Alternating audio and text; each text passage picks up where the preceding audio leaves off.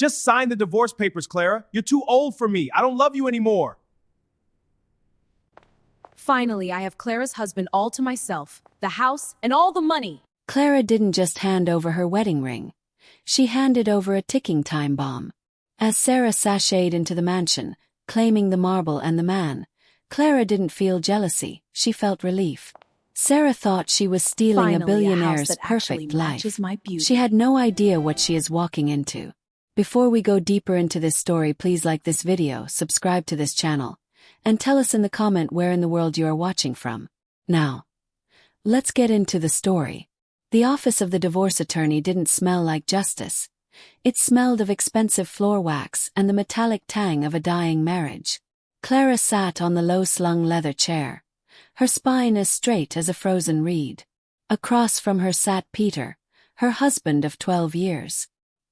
He was wearing his power suit, navy blue Italian silk, and he was radiating the kind of arrogance only a man who thinks he's getting away with a crime can possess.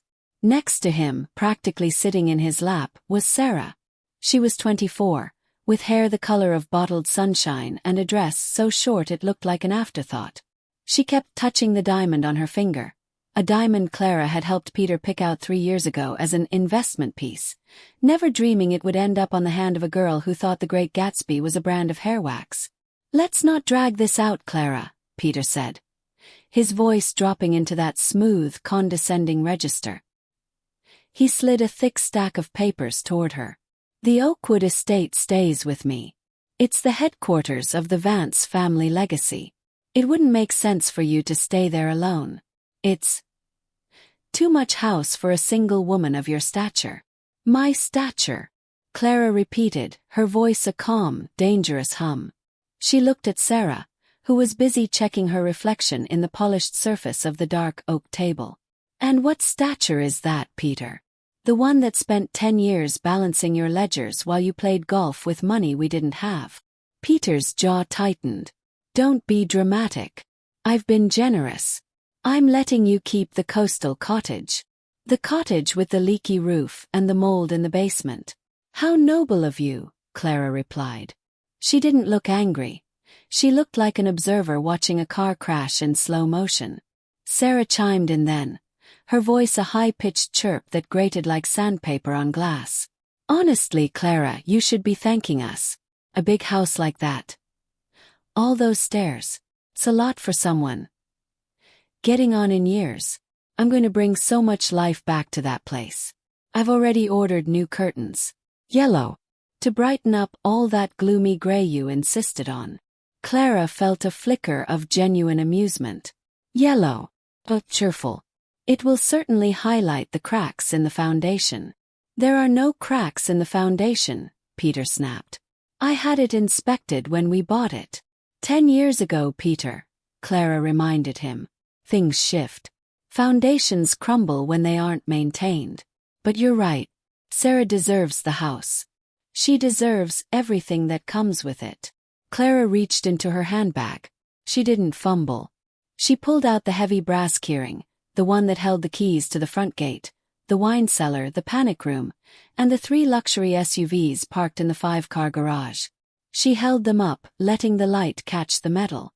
"You want the life I built?" Clara asked, her eyes locking onto Sarah's. "The galas. The status. The envy of every woman in the zip code." "I don't want it," Sarah smirked, reaching out her hand. "I already have it." Clara dropped the keys. They didn't land softly. They hit the oak table with a violent crack that made Sarah jump. "Then you have the mortgage too," Clara said, her voice dropping to a whisper that filled the room. "You have the 3-month backlog on the property taxes. You have the unpaid invoices from the catering company that handled your engagement party. And you have the HOA board, who are currently preparing a lawsuit over the fact that the north wing's roof tiles are the wrong shade of terracotta." Peter let out a forced laugh. "You're bluffing. My business is booming." "Your business is a shell, Peter. I've been moving funds from my personal inheritance for 3 years just to keep the Vance name out of the bankruptcy courts. But today I stop. Close the tap. I'm sure your new partner here is an expert in forensic accounting, though. She looks very resourceful. Sarah's hand hovered over the keys, her smirk flickering like a dying light bulb. Peter. What is she talking about? She's just bitter, babe, Peter hissed, though a bead of sweat was beginning to form at his temple. She's trying to scare you. I'm not trying to scare her, Peter. I'm trying to warn her. Clara stood up, smoothing her skirt with slow, rhythmic strokes. Because there's one more thing you forgot to mention in the settlement.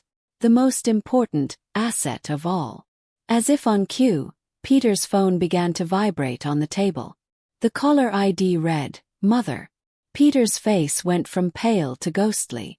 Evelyn is back from her cruise, Clara said, a genuine radiant smile finally breaking across her face. She's at the front gate of the estate right now. And since you changed the security codes yesterday to lock me out, you've effectively locked her out too. She's been sitting in the back of a town car for 20 minutes. You know how she gets when she's made to wait. Peter scrambled for his phone, his fingers fumbling. I have to go. Oh, don't rush on my account, Clara said, picking up her bag.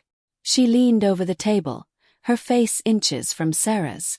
One last piece of advice, darling. Evelyn doesn't believe in stepping out for coffee. She expects her daughter-in-law to serve her hand-ground Blue Mountain coffee at 6 a.m., wearing a pearls and a smile.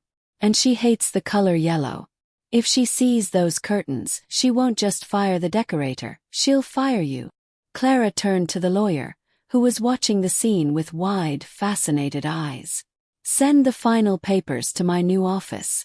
The one Peter doesn't have the address to. She walked to the door, but paused with her hand on the handle. The sound of Peter frantically apologizing to his mother on the speakerphone filled the room. Yes, Mother. No, Mother. I'm coming right now. Sarah. No, she's lovely, you'll see. Clara looked back at the couple.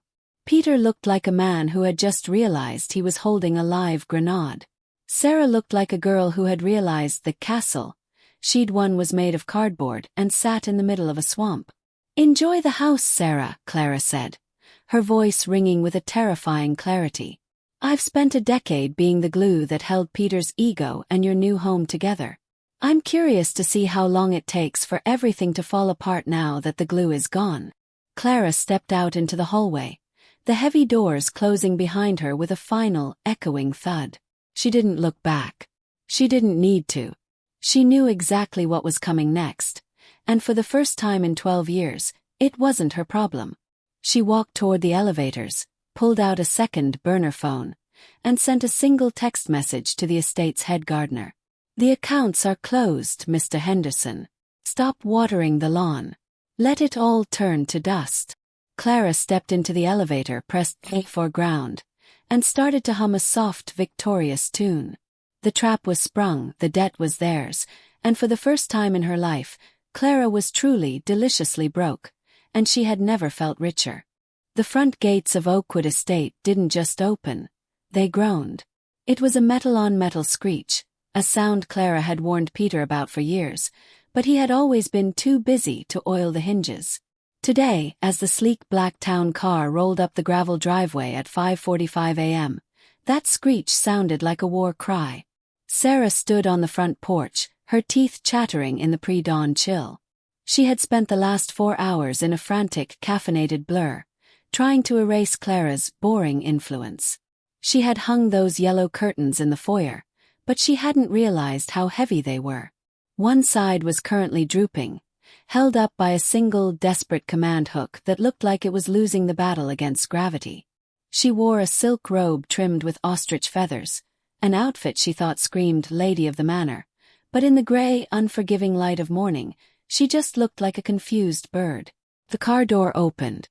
A cane with a heavy silver wolf's head handle hit the pavement first with a sharp thud.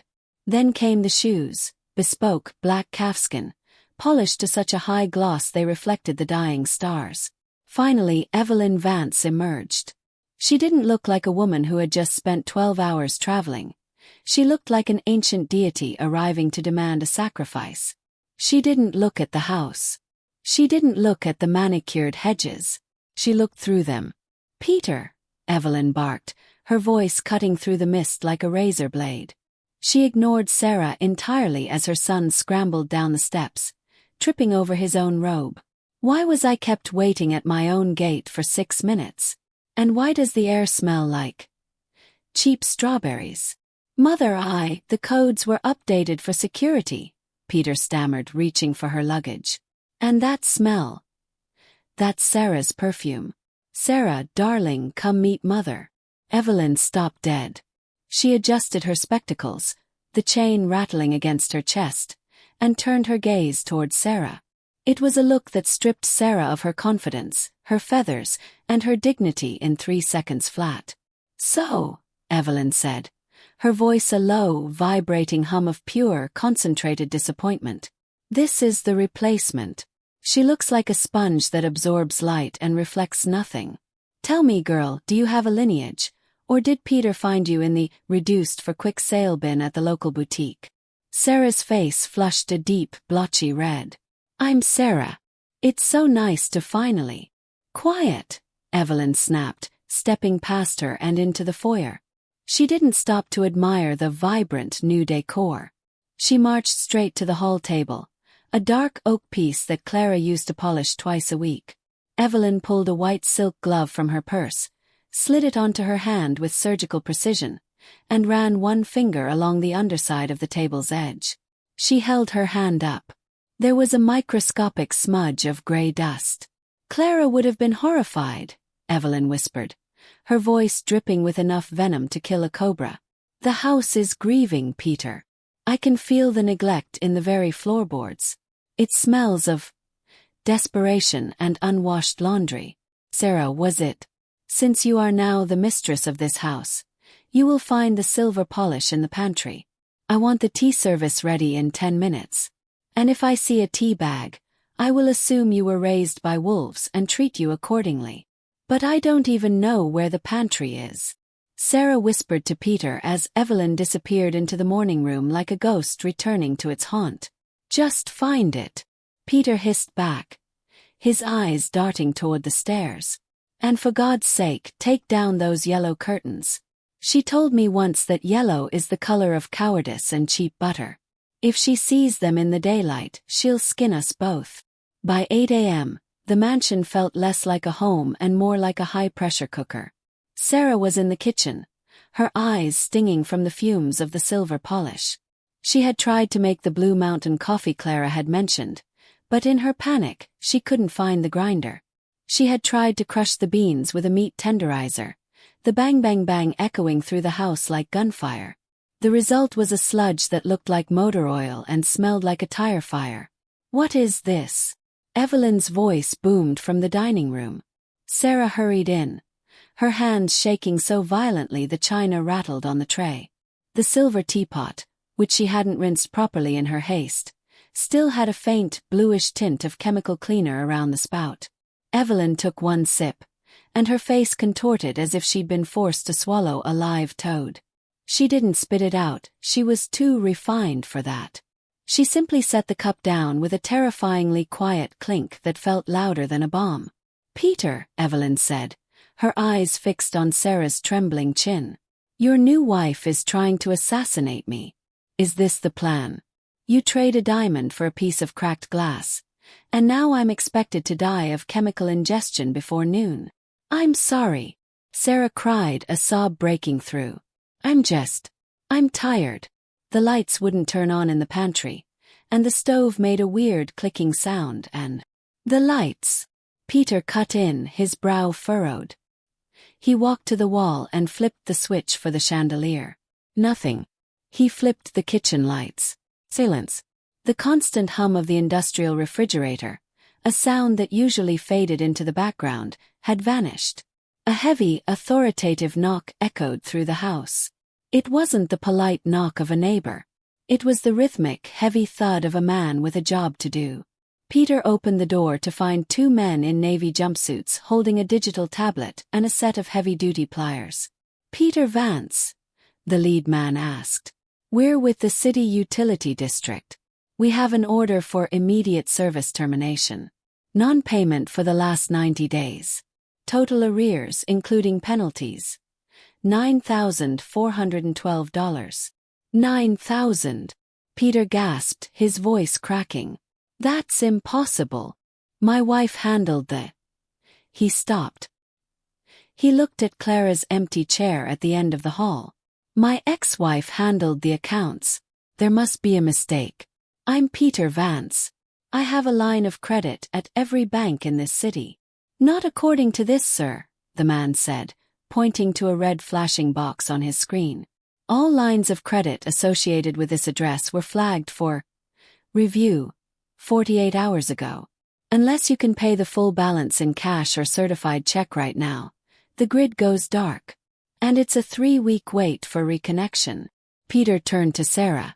Sarah turned to Peter. I don't have $9,000 in my purse, Peter. Sarah shrieked.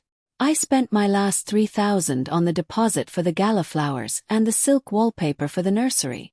The nursery? Peter roared. We don't even have a child yet. I wanted to be prepared. From the dining room, Evelyn's laughter rang out, a dry, hacking melodic sound that offered no comfort.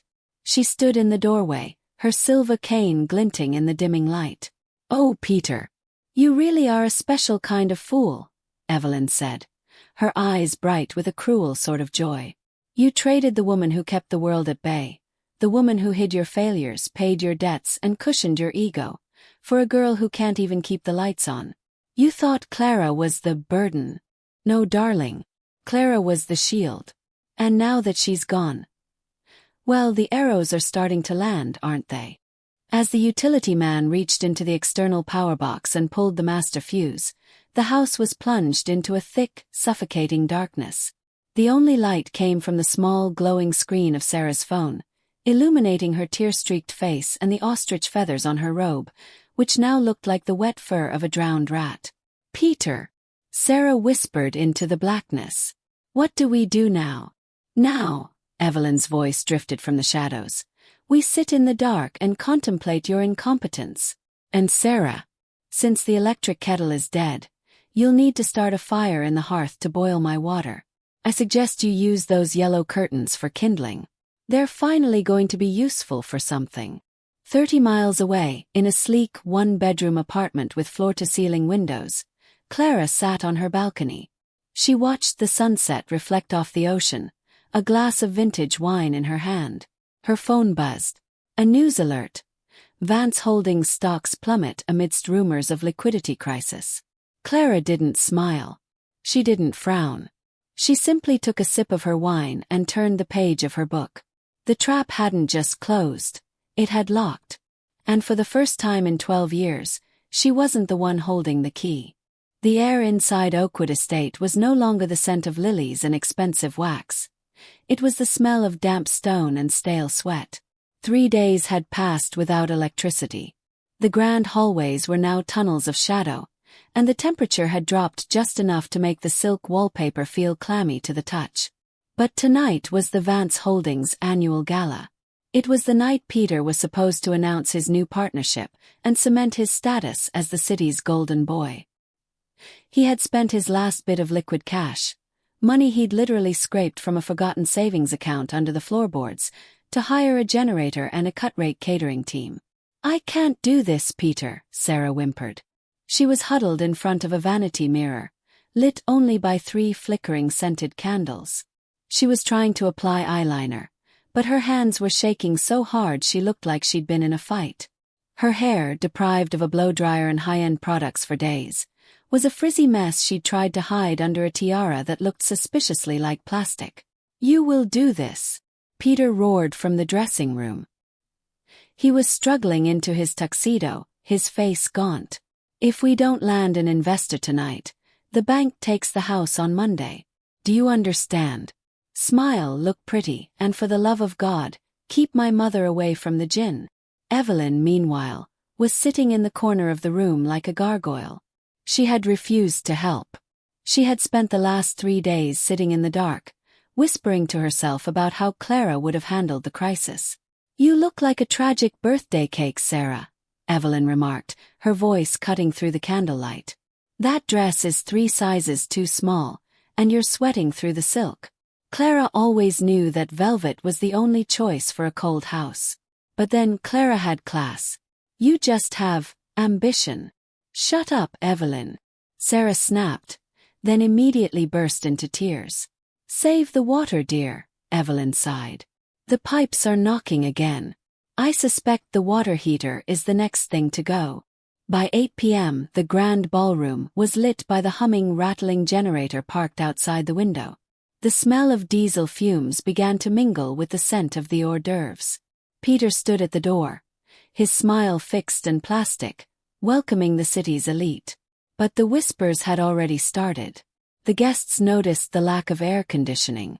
They noticed the way the fine champagne was lukewarm and served in mismatched glasses because Sarah had broken half the crystal set trying to wash it in the dark. Then the double doors swung open. The room went silent. It wasn't just a quietness. It was a vacuum. Clara walked in. She didn't look like a divorced woman. She looked like a goddess of vengeance.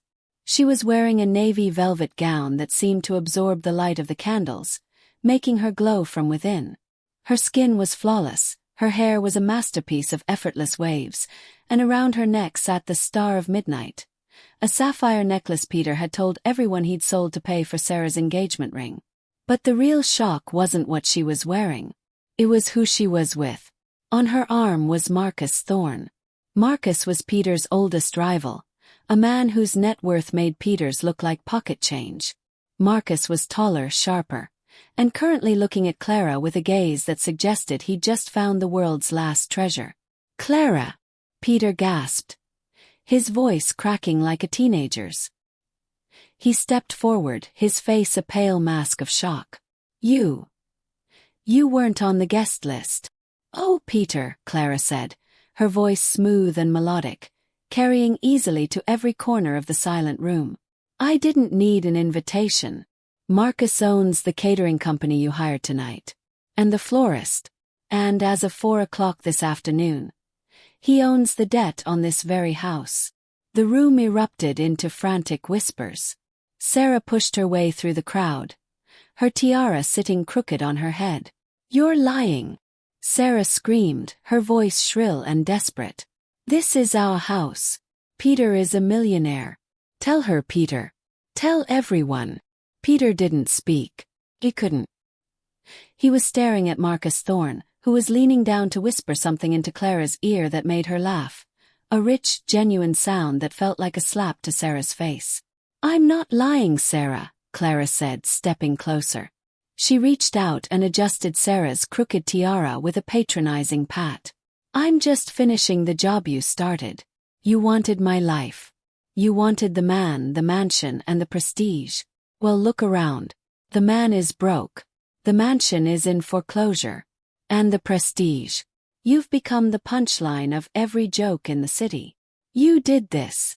Sarah lunged at her, but Marcus Thorne stepped forward, his presence like a wall of granite. Actually, Marcus said, his voice a deep, calm rumble, Peter did this. He spent 10 years building a house on sand, and he was too arrogant to notice that Clara was the only thing holding up the walls. I didn't have to do much. I just waited for the tide to come in. At that exact moment, the generator outside gave a final, violent cough and died. The ballroom was plunged into total, absolute darkness. The only sound was the heavy, rhythmic clack-clack-clack of Evelyn's cane as she walked toward the center of the room. It's over, Peter. Evelyn's voice rang out from the blackness. The lights are out. The charade is finished. Sarah dear, stop clawing at the air. It's unladylike. In the dark, the guests began to shuffle toward the exits, using their phone flashlights to find the door. The beams of light danced across the room, illuminating the disaster. The lukewarm food, the sweating host, and the second wife whose mascara was running down her face in black streaks. One flashlight beam caught Clara as she walked toward the door, Marcus Thorne's hand on the small of her back. She looked over her shoulder, her eyes sparkling even in the gloom. Good night, Peter, she said softly. Enjoy the silence. It's the only thing in this house that's truly paid for. As the last of the guests filtered out, leaving Peter and Sarah standing in the cold, dark ruins of their ambition. The only light left was the moon shining through the windows, highlighting the cracks in the foundation that Clara had warned them about. The trap hadn't just closed. It had buried them. The silence that followed the gala wasn't peaceful. It was heavy like the air in a tomb. 6 months had passed since the lights went out at Oakwood Estate. The for sale sign at the end of the driveway was now weathered and peeling, leaning at a pathetic angle. The manicured hedges that Clara had fought the HOA to maintain were now overgrown, wild and thorny, as if the house itself was growing claws to keep people away. Inside, the grand ballroom was empty. Every piece of furniture, from the dark oak tables to the velvet sofas, had been tagged with yellow bank property stickers. Peter sat on a lone folding chair in the middle of the foyer. He looked like a ghost of the man he once was. His power suit was gone, replaced by a cheap, wrinkled sweater. He was staring at a pile of legal documents spread across the floor. He wasn't looking for a way out anymore. He was just looking for someone to blame. The front door creaked open. It didn't screech. The hinges had finally given up entirely. Sarah walked in, carrying 2 plastic grocery bags. She wasn't wearing ostrich feathers or silk. She was wearing a stained tracksuit and a look of permanent, bitter exhaustion. She had spent the morning at the local courthouse, trying to fight a garnishment on her meager wages from the diner where she now worked double shifts. "The lawyer called," Sarah said, her voice flat and hollow. "They're taking the Lexus today, Peter. The last car. I'll have to take the bus to work." "Me? On a bus?" Peter didn't look up. "At least you have a job, Sarah. My name is radioactive. Nobody in this city will even take my call, let alone give me a seat on a board." "That's because you lied," Sarah shrieked, the old fire of her temper flickering one last time. "You told me you were a king. You told me Clara was the problem. But since she left, everything I touch turns to ash. Your mother won't stop screaming at me about the laundry. The bank won't stop calling, and I haven't had a manicure in 5 months. My mother is 80 years old, Sarah. What do you want me to do? I want you to be the man you pretended to be." From the top of the stairs, a shadow moved. Evelyn appeared, clutching her silver wolf's head cane. She looked thinner, but her eyes were still as sharp as shards of glass. "Stop screaming," Evelyn commanded. "It's common. Peter, the movers will be here in an hour for my piano. I've arranged to stay in a small residential hotel. It's cramped and the tea is served in plastic cups, but at least I won't have to look at her face anymore." She pointed her cane at Sarah. "You're leaving me too?" Peter asked, his voice breaking. "I'm not leaving you, Peter. You left yourself," Evelyn said, her voice almost soft with pity. "You threw away the foundation of your life for a coat of fresh paint. And now the roof has fallen in. Clara called me yesterday, you know." The room went deathly still. Peter stood up, his eyes wide. "Clara?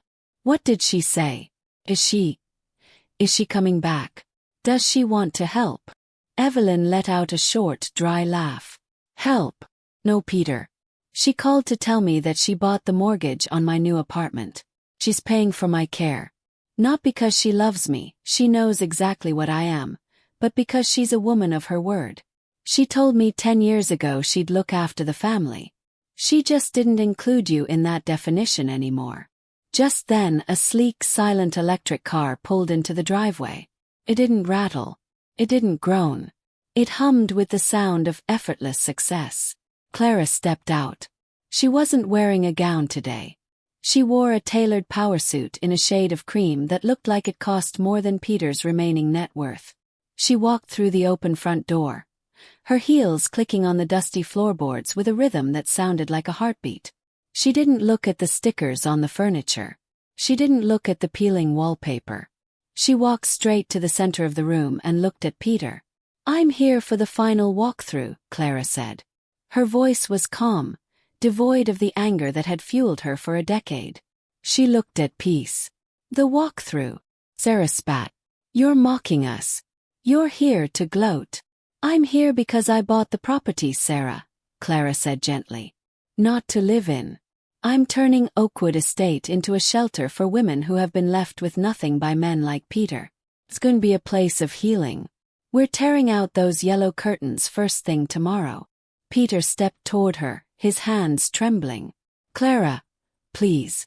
Can help. I know this house. I know the business. Can work for you. I'll do anything. Clara looked at him, really looked at him, and for the first time she saw him clearly. He wasn't a monster. He wasn't a king. He was just a small man who had spent his life using other people's strength to stand tall. Peter, she said, her voice filled with a devastating kindness. You don't understand. I didn't lose you. I graduated from you. You weren't my partner, you were my project. And I've finally finished my work. She turned to Sarah, who was leaning against the wall, defeated. And you, Sarah, you thought you were taking my place. You thought you were stealing the prize. But you only took my problems. You took the debt, the ego, and the mother-in-law who will never think you're enough. I should thank you, really. You were the exit ramp I didn't know I needed. Clara pulled a single, crisp envelope from her bag and handed it to Peter. What's this? Peter asked. Money. It's a receipt, Clara said. For the last 10 years.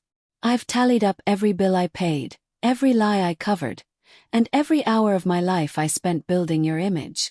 It's a long list, Peter. I'm not asking you to pay it back. I just want you to read it. I want you to see exactly what it cost me to make you look like a success. As Clara turned to leave, the movers arrived, beginning to carry out the last of the legacy. Peter stood in the middle of the empty foyer, holding the receipt in his shaking hands. Sarah slumped onto the stairs, her grocery bags spilling cheap cans of soup across the floor. Clara walked out into the sunlight. Marcus Thorne was waiting for her by the car, leaning against the hood with a patient smile. Ready? He asked. Ready, Clara replied. She didn't look back at the house. She didn't look back at the man who had wasted her youth. She got into the car, and as they drove away, the gates of Oakwood Estate screeched one last time before falling silent. The lesson: a house is just a building and a man is just a man. But a woman who knows her worth. She's an empire. Sarah thought she stole the crown, but she only inherited the ghost of a queen. And Clara was finally the only one in the room who didn't owe a single thing to anyone. The story of Oakwood Estate ends there, but the lesson stays. We live in a world that often prizes the new over the loyal, the shiny over the solid. Peter thought he was upgrading and Sarah thought she was winning a lottery. But in the end, they both found out that a life built on someone else's sacrifice is a house of cards waiting for a breeze. Clara didn't just walk away with her dignity. She walked away with the blueprint for a future that no one could ever take from her again. But now I want to hear from you. Have you ever been in a situation where you realized that losing someone was actually your biggest win? Or have you ever watched someone take your place, only to realize they actually did you a massive favor? Drop your thoughts and your stories in the comments below. I read every single one of them, and our community is a place where we learn from each other's journeys. If this story resonated with you, don't forget to hit that like button and share this video with someone who might need a reminder of their own worth. And if you haven't already, subscribe to join our storytelling family. Thank you for spending this hour with me. I'm Gloria, and I will see you in my next story.